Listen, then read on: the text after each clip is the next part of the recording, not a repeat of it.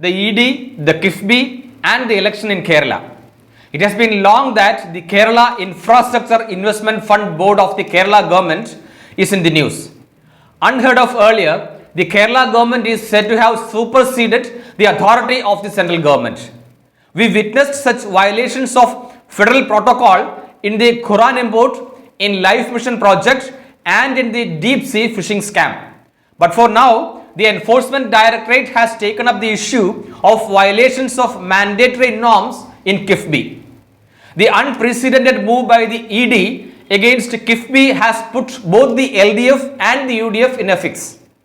While the LDF described it as a politically motivated move, the UDF is not happy about the timing of the summoning of its executives by the ED. The ED has issued notices to KIIFB CEO, Deputy CEO and the Axis Bank officials.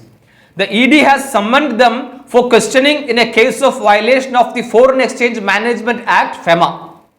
Taking cue from a report of the Controller and Auditor General, the ED has registered a case against KIIFB. The ED is said to have found a valid legal threat to move against KIIFB for irregularities and violation of extant norms on receiving funds from abroad. The state had received foreign funds without a mandatory approval from the central government. In fact, the LDF government had executed many projects with the KIIFB funds. And this is exactly what worries UDF. A legal scrutiny by ED and follow-up action would harm the incumbent government. Whereas the UDF fear that discussions on KIIFB, which facilitated implementation of projects, would give an advantage to the LDF. Both the fronts are worried with the elections to the assembly is round the corner. Any strategic development in the case would impact the LDF. The ED might even go for an ultimate step by summoning the Finance Minister Thomas Isaac as part of their probe. Though the timing of action by ED is surprising, there is enough and more legal ground for the investigating agency. Article 293 of the Constitution of India spells out norms on seeking and getting funds from abroad. And it is not that simple or silly as Thomas Isaac puts it. ED would do nothing in the case. But is his ridiculing remarks against an enforcement agency for registering a case for fundamental mistakes done be justifiable? If all states carry on like what he did and start receiving foreign funds, what is the relevance of Article 293 and its subsections? However, a decision of the first NDA government in 2017 has permitted financially sound states to borrow directly from abroad for infra projects.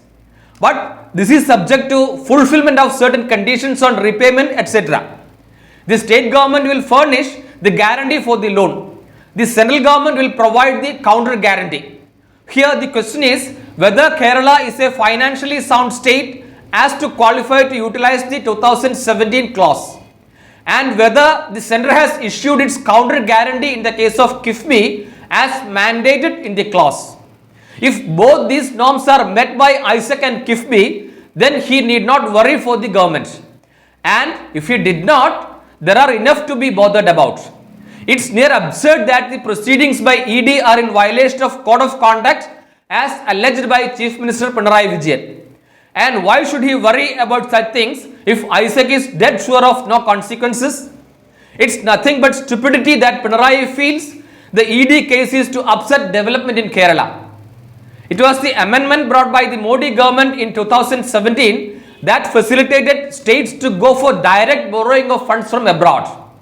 And this decision was aimed at augmenting the development process through implementation of mega infrastructure projects.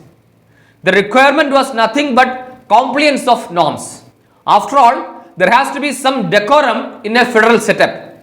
No Pinarayi or Isaac could override these fundamentals. Better be wise late than never. Please subscribe the channel.